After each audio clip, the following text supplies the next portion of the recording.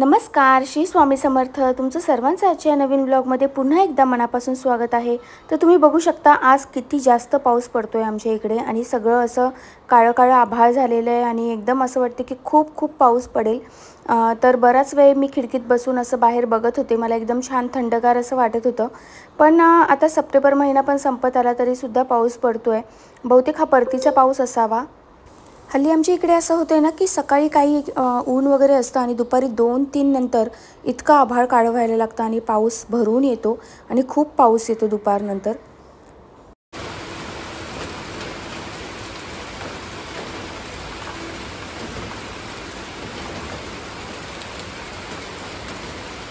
असा मस्त पाऊस पडत असताना थंडगार वारा सुटलेला असताना चहा प्यायची इच्छा होणार नाही असं होतच नाही. तर संध्याकाळचे 4:30-5 वाजलेले असतील.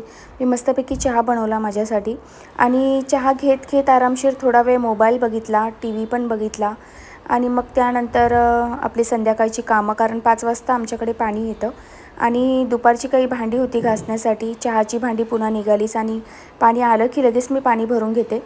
पाणी भरल्यानंतर माझ्याकडे थोडासा वेळ असतो बाकीची कामं आटोपण्यासाठी, कारण दुपारची 1 ते 4 हा वेळ मी स्वतःसाठी देते. मी त्या वेळेमध्ये जास्त काही कामं करत नाही. पण आता नवरात्री जवळ येत आहेत आणि आमच्या घरात घट बसतात, तर त्यासाठीची मला आवराआवर करायचीच होती, साफसफाई. आणि आमच्या दुसऱ्या बेडरूममधलं कपाट जे आहे ते मी आवरलेलं होतं, त्यामुळे ह्या बेडरूममधलं कपाट मला आवरायचं होतं.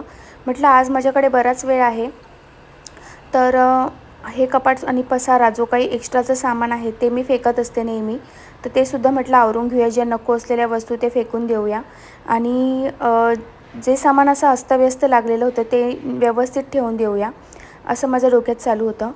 आणि घर म्हटलं की ते आवरत राहावं लागतं. ते असं नाही की आज आवरलं आणि मग नंतर काहीच आवरायची गरज नाही, कारण आपण कधी घाईच्या वेळेला वस्तू कुठेही ठेवून देतो आणि मग त्या पुन्हा जागच्या जागी ठेवण्यासाठी घर हे सतत आवरावंच लागतं. आमच्याकडे गावाला तर नवरात्री जवळ आल्यानंतर म्हणजे नवरात्रीच्या आधी पूर्ण घर साफ करतात. म्हणजे घरातला एकूण एक कपडा धुवून काढतात. पांघरुणं असू दे, अंथरुणं असू दे, काही असू दे, एकूण एक कपडा आवरून काढतात आणि घरातली भांडी वगैरे जे काही सामान आहे ते पण सगळं सामान क्लीन करतात. कारण आमच्याकडे असं म्हणतात की जो विटाळाचा हातबोट लागलेला असतो त्यामुळे घटाला ते सर्व विटाळ चालत नाही. तर ज्यांच्या घरात घट बसतात ते लोक पूर्ण घर साफ करून काढतात, अक्षरशः धुवून काढतात. गावी तर आमच्या गावी घरं, पण आपण मुंबईमध्ये राहतो, आपल्याला एवढं जमत नाही. एवढं क्लिनिंग म्हणजे धुवून वगैरे काढणं जमत नाही. पण जेवढं जमेल तेवढं क्लिनिंग मी करत असते वरचेवर. आणि असे काही सणवार जवळ आले तर मग जरा जास्तच डीप क्लिनिंग मला करावी लागते, कारण विटाळाचा हातबोट लागलेला असतो. तर हे सगळं साफ करून गोमूत्र वगैरे शिंपटून घेते सगळीकडे, त्यामुळे बऱ्यापैकी क्लिन्झिंग होऊन जाते घराची. आणि रोज संध्याकाळी भीमसेनी कापूरसुद्धा जाते, त्याच्याने सुद्धा घरातली क्लिन्झिंग होते, निगेटिव्हिटी कमी होते. तर हे आहेत, हा बॉक्स मला आता सापडला जेव्हा मी क्लिनिंग करत होती तेव्हा. त्याच्यामध्ये रांगोळीचे साचे आणि बऱ्याच कलरच्या रांगोळ्या आहेत आणि आता सणवार येणारच आहेत तर हे सर्व लागणारच आहे. आणि त्याच्यामध्येच मला माझे हे शूज सापडले, जे नॉडवाले शूज असतात ना ते शूज आहेत. माझे हे फेवरेट आहेत आणि शॉर्ट ड्रेसेसवर तर एकदम भारी दिसतात. या कपाटामध्ये बऱ्यापैकी माझ्या अशी स्टोरेजवाल्या वस्तू असतात. तर माझ्याकडे इतक्या प्रकारचे शूज आहेत, ते सुद्धा मी इथेच ठेवते. तर मी तुम्हाला ते शूज मला दाखवायचे आहेत. हे बघा, हे आहे ट्रेडिशनल वेअरसाठी. हे फुटवेअर मी फक्त साडी किंवा असा एकदम भरजरी लेहंगा किंवा जो आपला पंजाबी ड्रेस असतो ना एकदम वर्कवाला ट्रेडिशनल ड्रेसवर मी अशा प्रकारचे फुटवेअर वापरते, जे फक्त ट्रेडिशनलसाठी मी ठेवलेले आहे. मी व्यवस्थित पॅक करून ठेवलेले आहेत. आणि हे जे कपाट मी बनवलं होतं ना ते स्पेशली स्टोरेजच्या हिशोबानेच बनवलं होतं, की माझ्या ज्या काही वस्तू आहेत ज्या मी रोज वापरत नाही त्या वस्तू मी ह्या कपाटामध्ये ठेवते आणि ज्या वस्तू मला रोज लागतात ते मी त्या बेडरूमच्या कपाटामध्ये ठेवते. तर हे आहेत ते शूज. बघा किती सुंदर शूज, म्हणजे सँडल. तर खूप सुंदर आहे ही आणि रोज गोल्ड कलरमध्ये आहे. खूप सुंदर दिसते ही सुद्धा. तर हे 2 टाईपचे माझ्याकडे ट्रेडिशनल आहेत. आणि वेस्टर्न ड्रेसेसवर तर खूपच शूज आहेत माझ्याकडे. आता पावसाळ्यामध्ये मी सगळे असे व्यवस्थित पॅक करून ठेवते, कारण पावसाळ्यात तर आपण हे सर्व घालू नाही शकत. हे बघा, हे आहे हिल्सवाले, जे पेन्सिल हिल आपण ज्याला बोलतात ते. घातल्यावर खूप सुंदर दिसतात. हे 1 पीस आणि जीन्स दोन्हींवर चालतं. खूप सुंदर दिसतात हे पेअर केल्यानंतर. हे मी त्या दिवशी ट्रेडिशनल लेहंगा घागऱ्यावर गरब्याला घालण्यासाठी घेतले, ते मी याच्यात ठेवले. हे पण वेस्टर्न ड्रेसेसवरच चालतात आणि हे एक आहेत, हे पण वेस्टर्न ड्रेसवर सुद्धा चालतात, शॉर्ट ड्रेस वगैरे वर सुद्धा चालतात. तर अशा प्रकारे सध्या माझ्याकडे एवढे शूजचं कलेक्शन आहे. तर मी आता हे सर्व व्यवस्थित ठेवून देते.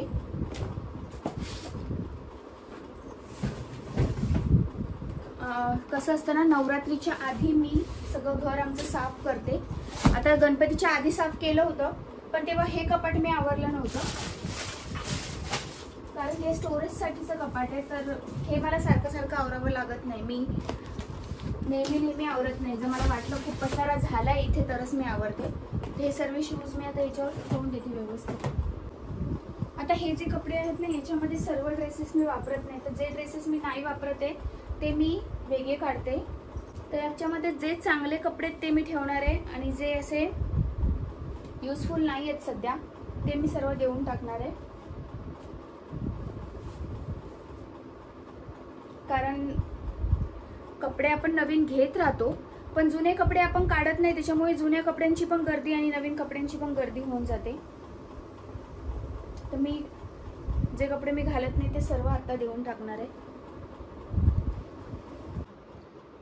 हे एवढे कपडे मी काढलेत जे मला नको आहेत. आता मी हे कपडे कोणाला तरी देऊन टाकणार आहे, कारण माझ्याकडे खूप सारे ड्रेसेस झालेत आणि हे ड्रेस माझे घालून झालेले आहेत बऱ्यापैकी. तर आता मी हे ड्रेस नाही वापरणार आहे, म्हणून मी हे कपडे देणार आहे. तर अजून अर्ध कपाट माझं जवळजवळ आवरून झालं आहे. मी तुम्हाला दाखवते. हे बघा, इथून एवढं कपाट तर माझं आता आवरून झालं आहे.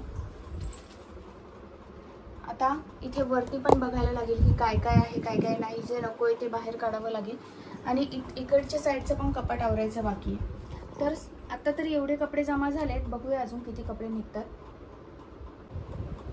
हा आहे माऊचा कप्पा, हा सुद्धा आता आवरून झालेला आहे. आता खालचे कपडे तर आवरून झाले, तिथे वरती काय पसारा आहे तेवढं फक्त मला बघायचं आहे. जे नको आहे ते मी लगेच फेकून देणार आहे आणि जे हवं आहे ते व्यवस्थित ठेवणार आहे आवरून. तर आता माझं कपाट तर आवरून झालेलं आहे आणि इकडचं कपाट आहे ते मी मागे एकदा व्लॉगमध्ये दाखवलं होतं की हे कपाट मी आवरलं होतं, पण पुन्हा एकदा मला हे पण चेक करावं लागणार आहे. कसं आहे ना, आता पितृपक्ष सुरू आहे आणि त्यानंतर लगेच नवरात्री येणार आहे आणि नवरात्रीमध्ये आमच्याकडे घट बसतात. तर घट बसण्याचं असं असतं ना की ज्यांच्या घरी घट बसतात त्यांना कोणत्याही प्रकारचं विटाळ किंवा कोणतीही अस्वच्छता चालत नाही.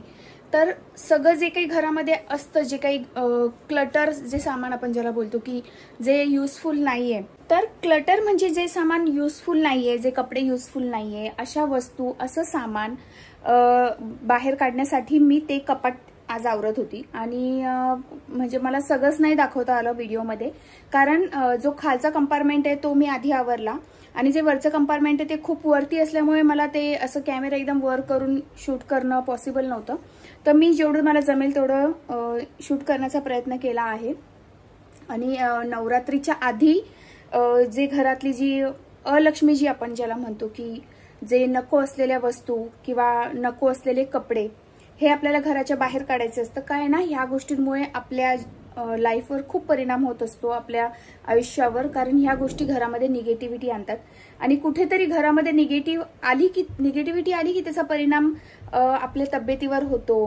त्याच्यानंतर घरात बरकत राहत नाही. तर घरातल्या स्त्रीचंच हे कर्तव्य असतं की आपण आपलं घर क्लटर फ्री कसं ठेवता येईल, म्हणजे ज्या गोष्टी नकोय त्या वेळच्या वेळी फेकाव्या, ज्या गोष्टी गरजेच्या आहेत त्याच ठेवायच्या. तर अशा प्रकारे माझा एक प्रयत्न असतो की मी नेहमी म्हणजे एकदम साध्या सोप्या शब्दात सांगायचं म्हटलं तर फेकत राहते. जे मला नकोय, असं एक्स्ट्रा आहे असं मला वाटतं, अशा गोष्टी मी फेकत राहते. त्याचप्रमाणे जे कपडे माझे घालून झालेले आहेत, यूज करून झाले आहेत आणि बऱ्यापैकी ते घालून माझं मन भरलेलं आहे असं मला वाटतं, तर ते कपडे सुद्धा मी एखाद्या गोरगरिबाला देऊन टाकते आणि जर चांगल्या स्थितीत असतील तरच देते, नाही तर सरळ फेकून देते. कारण शेवटी ती आपली अलक्ष्मी आहे आणि ती आपण चांगली असेल तरच दुसऱ्याला द्यावी. म्हणजे कपडे जर फाटलेले असतील तर देऊ नये असं मला वाटतं पर्सनली. जर चांगले कपडे असतील तरच द्यावे, फाटलेले किंवा खूपच खराब परिस्थितीत असतील तर सरळ फेकून द्यावे असं मला वाटतं. काही बायका काय करतात ना की त्यांना खूप घाणेरडी सवय असते की आपले जे जुने कपडे असतात, जुने जे टी शर्ट किंवा जुने मॅक्सी वगैरे गाऊन वगैरे असतात किंवा जुने पंजाबी ड्रेस, त्याच्या ओढण्या, ह्या सगळ्या वस्तू, हे सगळे कपडे ह्या बायका काय करतात की घरात हात पुसायला किंवा लादी पुसायला किंवा अशा ज्या साफसफाईच्या कामांसाठी जो आपण कपडा वापरतो, दरवाजे पुसण्यासाठी किंवा किचन पुसण्यासाठी, तर अशा गोष्टींसाठी ते लोक आपले स्वतःचे जुने कपडे वापरतात. आणि ती सर्वात मोठी चुकी आहे. का माहितीये का? कारण आपले जे कपडे असतात ते आपले जुने कपडे आपण कधीच अशा गोष्टींसाठी वापरायचे नसतात की जे लादी पुसण्यासाठी वगैरे किंवा वायपिंग काही पुसण्यासाठी आपण आपले जुने कपडे कधीच वापरू नये. ते सरळ फेकून द्यावे, कारण त्यामुळे खूप निगेटिव्हिटी येते आणि सगळ्यात महत्त्वाचं म्हणजे त्याच्यामुळे खूप दरिद्रता येते. आता हे मी पण कुठेतरी वाचलं होतं की आपले जुने कपडे कधीच वापरू नये, त्यामुळे खूप दरिद्री येते. तर कधीच आपले जुने कपडे आपण असं काही साफसफाईच्या कामांसाठी स्पेशली कधीच वापरायचे नाही, सरळ फेकून द्या. काही लोक जुन्या कपड्याचे डोअरमॅट सुद्धा बनवतात, पाय पुसणे वगैरे बनवतात. हा, तुम्ही जास्तीत जास्त तुमच्या बेडशीटचे पाय पुसणे बनवू शकता, पण माझं तरी असं मत आहे ना की तुम्ही जे अंगात घालतात त्या कपड्याचे कधीच डोअरमॅट म्हणून वापरू नका किंवा ते गॅसचा कपडा गॅस पुसण्यासाठी किंवा कपाट लादी पुसण्यासाठी किंवा टीव्ही वगैरे अशा वस्तू पुसण्यासाठी वापरू नका. त्यामुळे खूप निगेटिव्हिटी आपण स्वतःवर ओढून घेतो आणि त्याच्यामुळे हेल्थ इश्यूज सुद्धा होतात असं मी ऐकलेलं आहे. म्हणजे जेवढं मला नॉलेज आहे, मी जेवढे असे आपले मराठीमध्ये पण आता आनंद पिंपळकर आहेत, ते खूप छान माहिती सांगतात या सर्व गोष्टींविषयी. तर मी नेहमी अशी ऐकत आलेली आहे, पॉझिटिव्हिटी, निगेटिव्हिटी, कोणत्या गोष्टी करायला हव्या, कोणत्या नाही करायला हव्या, ह्या गोष्टी मी खूप पाळते आणि त्याचा बऱ्यापैकी फरकही आपल्याला आपल्या जीवनामध्ये जाणवतो. तर तुम्ही सुद्धा ह्या चुका करत असतील तर करू नका. आणि नवरात्री येण्यासाठी जशी मी शॉपिंग वगैरे ही सर्व तयारी केली, त्याचप्रमाणे हे सर्व सुद्धा करणं फार महत्त्वाचं आहे. कारण नवरात्रीच्या आधी ज्या नको असलेल्या वस्तू आहे किंवा जी निगेटिव्हिटी आहे, याला आपण निगेटिव्हिटीच म्हणतो. नको असलेल्या वस्तू म्हणजे घरात त्या गोष्टींमुळे घरात खूप निगेटिव्हिटी पसरते, घरामध्ये कटकटी, भांडणं होऊ शकतात किंवा आपल्याला मनस्ताप होऊ शकतो किंवा एन्झायटी बोलतात ना की खूप अनइझी वाटतं आपल्याला, असं फ्रेश वाटत नाही, सारखी झोप येणं, आळस येणं, या सगळ्या गोष्टींमुळे म्हणजे ह्या सगळ्या गोष्टी होऊ शकतात. आपण घरातली स्त्री म्हणून ह्या गोष्टींकडे आपणच लक्ष द्यायला पाहिजे, बाकी कोणीही लक्ष देणार नाही. तर मला असं वाटतं की कोणताही मोठा सण येणार असेल, आता माता भगवतीची सेवा आपण सर्वजण करणार आहोत. ज्यांच्या घरात घट बसतात ते सुद्धा करतील आणि ज्यांच्या घरात घट नाही बसत ते सुद्धा आई भगवतीची सेवा करतातच. मग आई भगवतीला आपण आपल्या घरी बोलवणार आहोत, तर त्यासाठी आपल्याला हे सर्व क्लिनिंग करणं फार महत्त्वाचं आहे. आणि ह्या सर्व गोष्टी केल्यानंतर आपल्याला स्वतःलाच फरक जाणवतो की आपलं घर आपल्याला स्वतःलाच एकदम क्लीन वाटायला लागतं, नीट वाटायला लागतं आणि थोडंसं आपलं मन पण त्यामुळे शांत राहतं, घरात पॉझिटिव्हिटी राहते. तर असा होता आजचा व्हिडिओ. व्हिडिओ जर आवडला असेल तर नक्की लाईक करा, शेअर करा, सबस्क्राईब करा. चला तर मग पुन्हा भेटू अशाच एका सुंदर व्हिडिओमध्ये. तोपर्यंत श्री स्वामी समर्थ.